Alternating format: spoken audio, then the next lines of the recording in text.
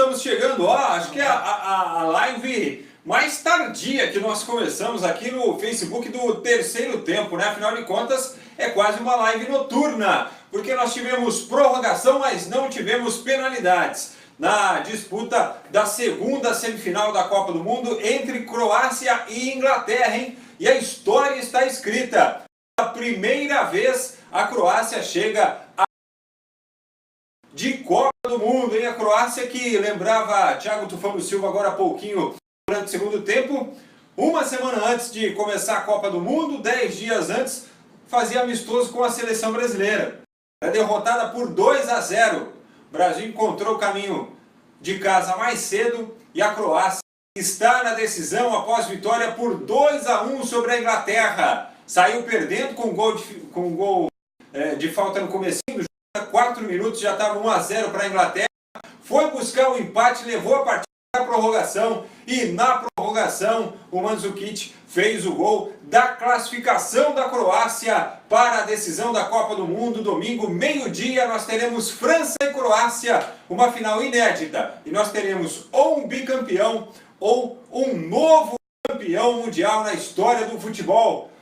Que história bonita escreveu a Croácia, hein, João Antônio de Carvalho? Como é que vai? Grande abraço, Frank, grande abraço para os amigos que acompanham mais essa live aqui no terceiro tempo, né? E é o principal momento da história da Croácia desde 1992, quando ela conseguiu a sua independência. A Croácia era mais um país que fazia parte da antiga Iugoslávia. A antiga Iugoslávia acabou ficando, o seu histórico de futebol acabou ficando com a Sérvia, mas a Croácia, em pouco tempo, de 92 para cá, já provou que futebolisticamente está conseguindo quase tanto, ou até mais agora, do que fizeram os jugoslavos na sua história de dominação de vários países, né? A Croácia já chegou às semifinais em 98, acabou ficando no meio do caminho, mas conseguiu chegar na quarta posição naquela geração que tinha Šuker, que tinha Jarni, que tinha Prunek, e agora a Croácia faz uma grande campanha. Foi, sinceramente, uma vitória merecida. Eu esperava mais da Inglaterra, eu vinha gostando muito do estilo de jogo do técnico Southgate. É um estilo bem determinado, com 3 zagueiros, uma linha de 3 com 2 alas que atacam bastante, inclusive o Trippier muito bem na bola, foi o jogador que fez o gol de falta logo no começo da partida. Aí, e um ataque que se mexe bastante, os jogadores velozes, o Dele Alli, o Sterling e também o Lingard, e o Harry Kane, que não é aquele que fica fixo na área, como por exemplo o Mandzukic. Ele sai muito para abrir espaço para os companheiros. Só que a Inglaterra caiu na mesma armadilha que a Bélgica poderia ter caído no jogo contra o Brasil. A diferença é que a Bélgica tinha 2-0 e a Inglaterra apenas 1. A Inglaterra recuou demais. A gente viu agora no final da prorrogação uma estatística que a Croácia deu 7 chutes a gol contra 1 da Inglaterra. Claro, tiveram aqueles chutes errados, de longe, mas dá para perceber que a Croácia foi muito mais contundente. E como é bom você ter um time que não existem estrelas absolutas. O Modric e o Rakitic, por exemplo, não foram os mesmos de outros jogos. Não é que jogaram mal, mas não foram aqueles jogadores que decidiram. Aí quem apareceu para decidir? O Perisic, que fez o primeiro gol, quase ia fazer um segundo, que ele driblou, chutou na trave, e o Rebic perdendo o rebote, e o próprio Rebic, que com velocidade, acabou deixando em pânico a defesa da Inglaterra. Então, isso é legal. E aí, o Mandzukic deu uma aula, com toda a sua experiência, para o Harry Kane, que centroavante é aquilo. Centroavante é ficar dentro da área com oportunismo. Ele não vinha jogando bem, muito bem marcado, não conseguia se mexer, a marcação da Inglaterra em cima dele era muito grande, só acabou aproveitando o único descuido do Stones e marcando o gol da vitória, o gol da classificação da Croácia. Então, de parabéns à Croácia, também um belo trabalho do Dalic, que soube fazer uma equipe muito forte, uma equipe forte na defesa, uma equipe que com Vida e com o Lovren são jogadores que vão bem no jogo aéreo e também vão bem por baixo. Tem um lateral direito excelente, que é o que fez o cruzamento, inclusive, para o gol, e aí você tem que saber jogar com inteligência. O que a Croácia fez no primeiro tempo, que estava facilitando a tarefa da Inglaterra? Cruzando a área, no primeiro pau, no meio da área. O que o Versálico fez no gol do Perisic? Ele cruzou atrás, ele tirou a bola dos 2 zagueiros altos, para que a bola caísse no meio do Trippier e do Walker, que é um lateral que joga como terceiro zagueiro, mas tem só 1,78 m. E aí o Perisic fez o gol. Foi a inteligência de saber mudar aquele tipo de jogada que não estava dando certo. O lateral esquerdo Street não é tão bom assim no ataque, mas é um bom marcador. O Brozovic é aquele cão de guarda que fica muito, mas no segundo tempo acabou até aparecendo um pouco mais no ataque, porque o time precisava disso. E como eu já falei, tem Modric, tem o Rakitic, o Rebic, tem o Perisic, tem ainda outros jogadores no banco que podem entrar e dar conta do recado. Então é um time que, olha, eu vejo que a França é favorita. Mas eu não ficaria surpreso se a Croácia pintasse mais essa grande surpresa nessa Copa do Mundo, de tantas surpresas que aconteceram. Bom, lembrando que Milton Neves está apostando na Croácia como campeão mundial, né? Então isso já reduz sobremaneira as chances da Croácia na decisão contra a França.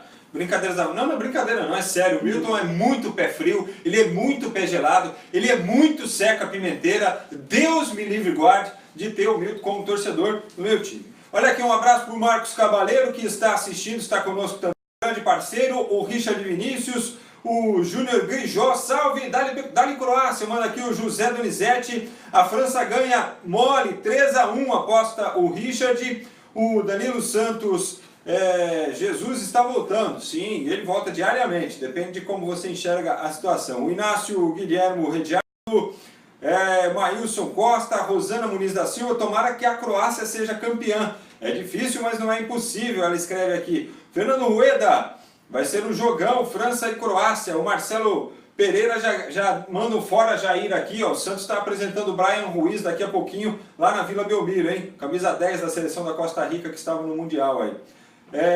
O José Cardilho, Mick Jagger absoluto. Lembrando que o Mick Jagger estava no estádio, né, acompanhou a semifinal, gravou vídeo, escreveu lá, Go England! E tal.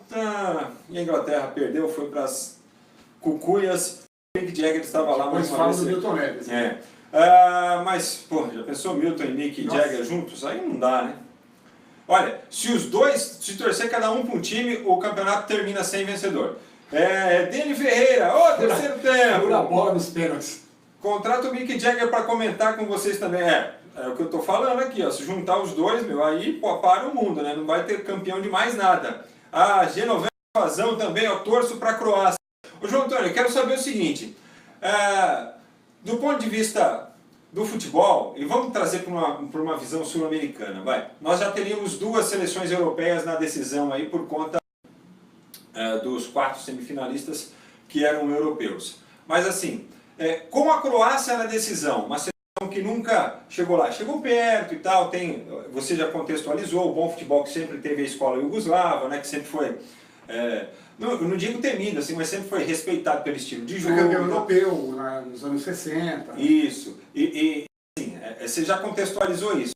Mas é uma nova ordem para o futebol, e o que é que significa isso? Que reflexão os sul-americanos devem fazer a partir deste Mundial e da chegada de uma seleção inesperada à decisão, João? Que é uma nova ordem, isso não tem nenhuma dúvida, porque a gente teve nessa Copa do Mundo, a França finalista, ela chega à sua terceira final em 6 Copas. Então se prova que a França tem um bom trabalho já há um bom tempo. Agora, as outras 3 seleções, a Inglaterra não chega numa final desde 66. A Bélgica nunca chegou, não chegou agora também, mas chegou entre os 4. E a Croácia chega pela primeira vez. Então, o que se pode desprender disso é que existe realmente essa nova ordem, com essa globalização do futebol. Centros que antes você não esperava muita coisa, estão crescendo porque esses jogadores estão jogando com os melhores. Então, antigamente, você dificilmente ia ver uma seleção da Croácia, por exemplo, jogando quase toda ela em grandes centros. E hoje você vê. A Bélgica a mesma coisa. E muita gente mais que ficou pelo caminho também. Então, os sul-americanos eles têm que se preocupar principalmente na renovação e principalmente também no intercâmbio. Isso é muito importante.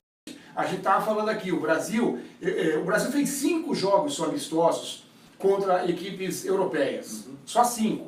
Jogou contra a Inglaterra, que eu dei uma olhada agora na escalação, meio time só que jogou a Copa do Mundo, o restante do time era tudo diferente, ainda não estava com o time montado pelo Southgate. Jogou contra a Rússia, que não vinha ganhando de ninguém, fez até um bom papel na Copa, porque jogava em casa, sim, mas não vinha ganhando de ninguém. Jogou contra o time reserva da Alemanha, e aí no final fez esse bom teste contra a Croácia, que jogou com o time completo praticamente.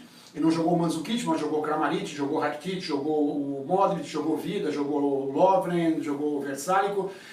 Então, e depois jogou contra a Áustria, que a gente tinha expectativa, porque vinha de uma vitória contra a Alemanha por 2-1, nessa data FIFA mesmo, um jogo antes do jogo contra o Brasil, mas depois a gente viu que a Alemanha não estava com essa força toda. E assim como fez contra o Brasil também, contra a Áustria utilizaram um time reserva, principalmente no segundo tempo, foi quando o jogo mudou. Né? Então, o que a gente pode entender, que os sul-americanos eles estão perdendo muito espaço dos europeus, e isso é claro também em relação ao Brasil.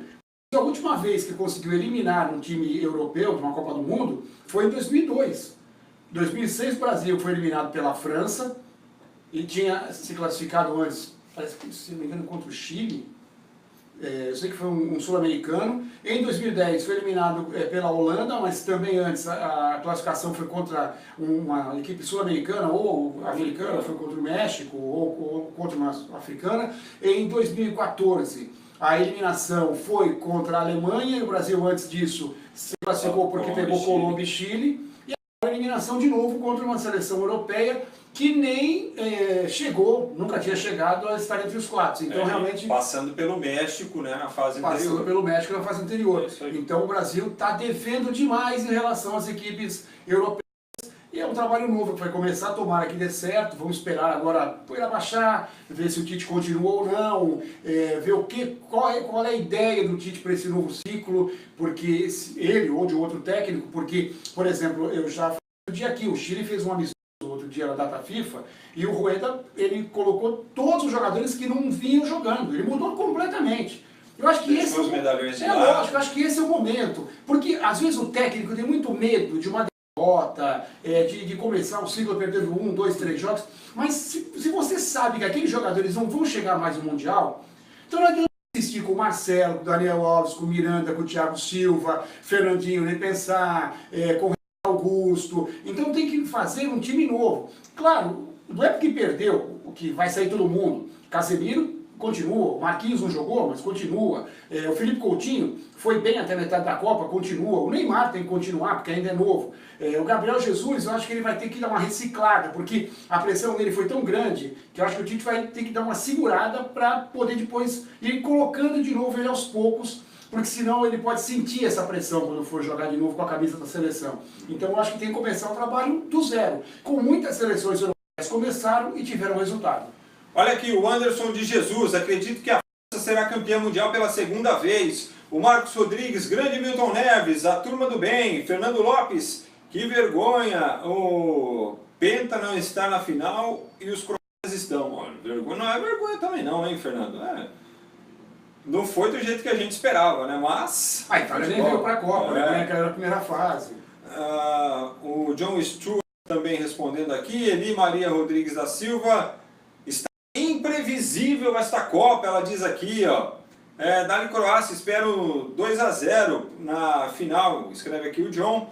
O Edilson Teixeira, é só o Milton Neves torcer para a França que a Croácia vence, né? Foi isso que ele quis dizer, mas ele já declarou que está torcendo para a Croácia, está lá inclusive no blog do Milton, lá no terceirotempo.com.br. Antônio Alves, a FIFA já decidiu, a França campeã. Ô, louco! 20 anos de Osasco, manda um abraço pra gente, grande Regis, acompanha a gente há bastante tempo. O Wanderson manda mensagem pra gente, o José Eduardo Zago está conosco, o Júlio César Cruz diz que vai ser 2-0 para a Croácia na decisão, a Adriana da Silva diz que é fã da gente, viu, João Antônio? O Regis também acha que vai dar Croácia na decisão, o Richard Vinícius, Adriana da Silva, sou Croácia, Jefferson Souza, pô, muita gente participando aqui com a gente, obrigado pela participação maciça de todos na nossa live aqui. Ô João, Naldo Dias participando conosco, Cleison Oliveira, Ana Maria da Silva, Inglaterra, achou que já tinha vencido o jogo e dançou. Você teve isso? Um pouquinho de salto? Não, eu acho que a Inglaterra... foi muito cedo, né, para se acomodar. Né? Mas eu acho que a administrou demais, ela administrou muito o resultado, principalmente no segundo tempo, ela parou de jogar. No primeiro ainda teve algumas jogadas em velocidade, que a Inglaterra errou no último passe.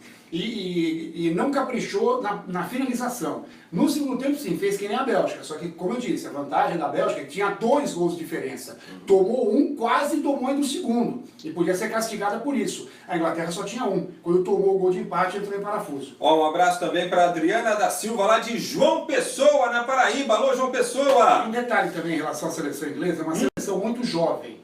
Uma seleção jovem, que não era para explodir nessa Copa do Mundo, mas claro, tem um outro ciclo. Tem um outro ciclo. Lingard é novo, o Rashford que entrou no segundo tempo é novo, Dele Alli é muito novo, o Sterling é novo, o Kane, que tem toda uma aura de experiência, capitão do time, tem 24 anos só. Então é um time muito jovem. E talvez por isso tenha sentido realmente esse peso. A Croácia entrou como franco atiradora.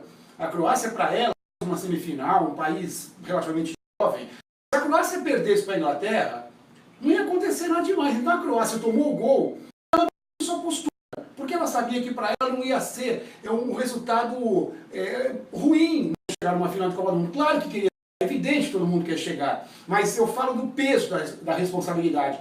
E a Inglaterra talvez por isso, essa garotada, quando sentiu aquela pressão nas costas do gol de empate, o time acabou sentindo e abriu o bico. Ó, o pessoal torcendo para a Croácia aqui, ó. A Fátima Rosário diz o seguinte: nasci croata, o Vicente Nunes, vamos Croácia! Agora, a Croácia chega à decisão, gente, passando por prorrogação em todas as fases, né? Sendo submetido a mais 30 minutos de jogo nas oitavas, nas quartas e nas semifinais. Isso pode fazer uma diferença aí e tem mais uma coisa. A França jogou ontem, né?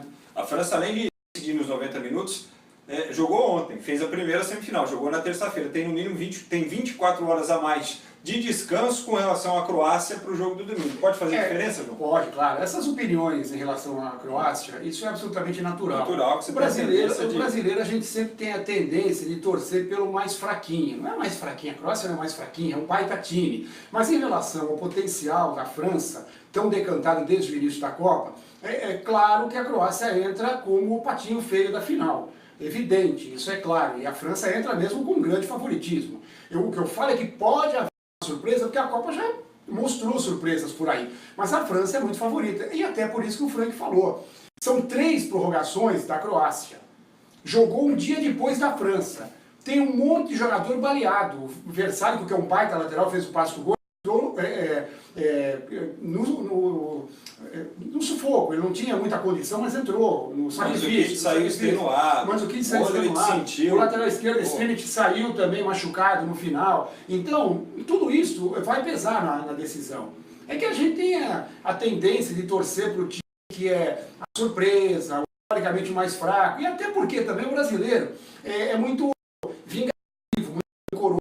Aí, aquela decisão contra a França de 98 e também aquela eliminação do Thierry Henry em 2000 atravessar. Então a França vendo aí uma pedrinha no sapato brasileiro. E como é Copa do Mundo, o brasileiro também fica falando, vamos se vingar aquelas derrotas para a França e tal, né? Eu acho que isso é absolutamente normal, acho que cada um pode torcer para quem quiser, mas se não derem uma grande zebra, a França é muito favorita, tem um time melhor do que a Croácia, está mais descansado. Os 2 jogos da França ela decidiu logo o jogo, pôde ficar descansando.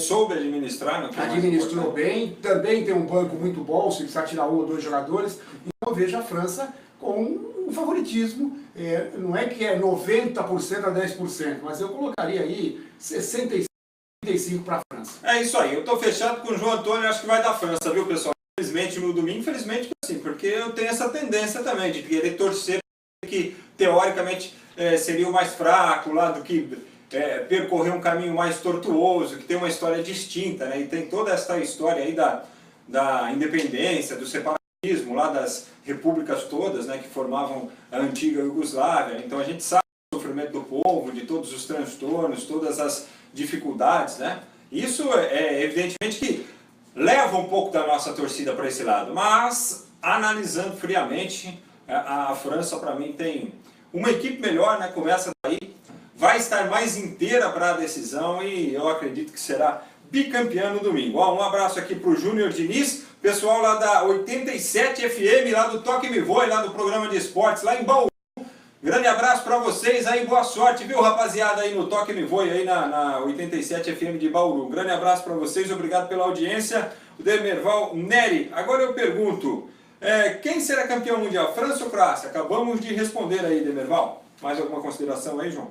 Eu acho o seguinte só, e se a França for campeã, nossa, a Croácia já é uma campeã, por chegar na final, por tudo que, como o Frank falou, o povo passou, por toda a história da Croácia, por ser um país que não tem essa tradição no futebol, a simples chegada na final da Copa do Mundo já é uma vitória. Eu tenho certeza que o povo croata, ganhando ou perdendo, ele já se sente vitorioso nessa Copa. E o grande Dorival Pereira fala muito. Essa Copa já mostrou que não é da forma que o comentarista está falando. Futebol é dentro das quatro linhas. Sempre foi, amigão. A gente só está fazendo uma análise. Se não for assim, não tem o menor problema. Entendeu? Futebol é assim mesmo. Robson Vitorino, um grande abraço para você e Ana Maria da Silva, que diz que essa é a Copa surpresa. Muito obrigado a todos por estarem conosco nesta live aqui de início de noite, nesta quarta-feira. Boa sorte para a Croácia, boa sorte para a França. Domingo, meio-dia, a decisão do Mundial da Rússia entre França e Croácia. No sábado, às 11 da manhã, decisão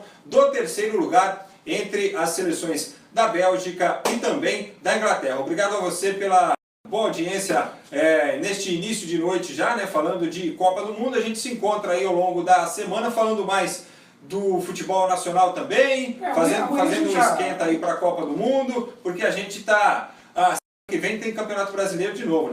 Já falou, o Santos está apresentando o Brian Ruiz agora lá na Vila Belmiro, né, o camisa 10 da Costa Rica. O Palmeiras se rejeitou aí mais duas ofertas pelo Dudu aí ao longo das últimas semanas. O Corinthians joga hoje contra o Cruzeiro, ou seja, o futebol brasileiro está entrando de novo. Amanhã a gente dá aquela respirada em Copa do Mundo, deixa para sexta-feira fazer uma projeção na final. Amanhã a gente bate mais um papo sobre os clubes aqui do Brasil. Grande abraço, pessoal. Até a próxima. Abração, tchau.